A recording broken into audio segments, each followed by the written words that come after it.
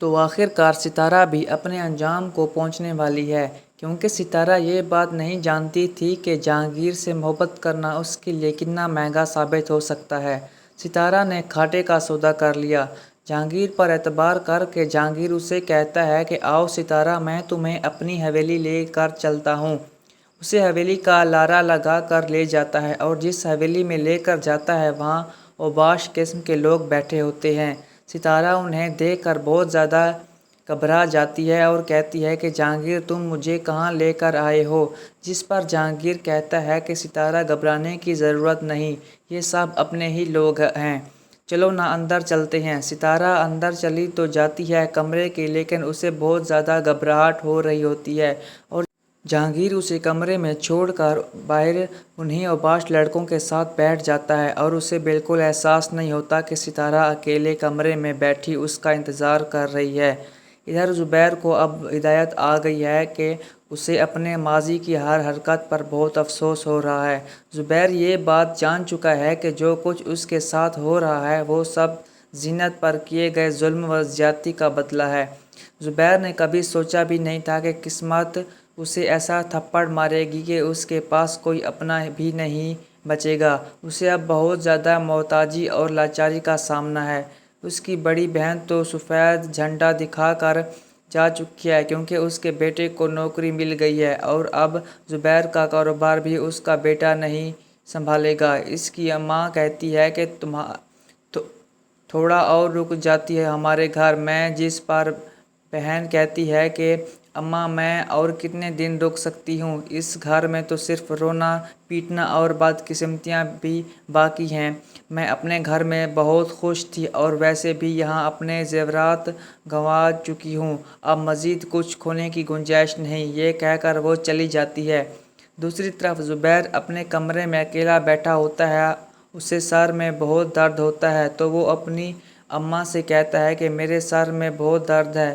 اس کی ماں بہت ازردہ ہو جاتی ہے اپنے ہی بیٹے سے، کیونکہ جب زبیر ان کے منہ میں نوالے ڈالتا تھا اور پیسے دیتا تھا تب تک اماں کو اپنے بیٹے سے بے انتہا محبت تھی۔ وہی اماں زینت کے خلاف اس کے کان بھرا کرتی تھی کہ وہ اچھی عورت نہیں، کیونکہ اماں کو صرف پیسوں کا لالچ تھا اور وہ زینت کے قریب اسے جانے نہیں دیتی تھی۔ زبیر اپنی ماں کی بدلی ہوئی نظریں دیکھ کر کہتا ہے کہ اماں میں تم سے کب سے کہہ رہا ہوں کہ میرا سر درد بہت زیادہ ہو رہا ہے، تم ہو کہ میری بات ہی نہیں سن رہی۔ جس پر وہ کہتی ہے کہ زبیر میں کیا کروں بیٹا، خود دیکھو نا، میں بھی تو بوڑھی عورت ہوں، یہ عمر آرام کرنے کی ہے نہ کہ سر دبانے کی۔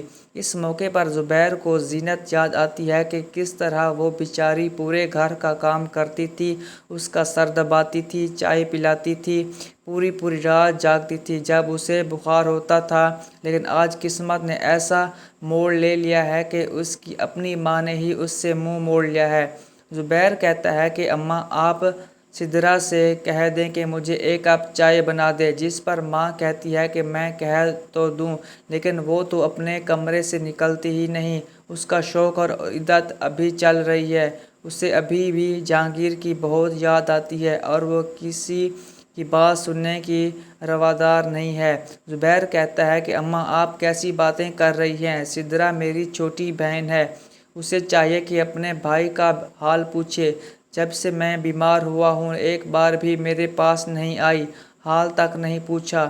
پہلے تو جب میری دونوں بیویاں اس گھر میں ہوتی تھی تو سدرا آگے پیچھے گھومتی رہتی تھی، پتہ ہی نہیں چلتا تھا کہ وہ اپنے کمرے میں گئی بھی ہے یا نہیں، اور آج جب میں لاچار ہو گیا ہوں تو کوئی پاس بھی بیٹھنا پسند نہیں کرتا، کوئی دو گھڑیاں میرے ساتھ بیٹھ کر میری بات سننے کا روادار نہیں۔ اس پر اس کی ماں کہتی ہے کہ زبیر تم غلط سوچ رہے ہو، اور یہ کہہ کر وہاں سے چلی جاتی ہے۔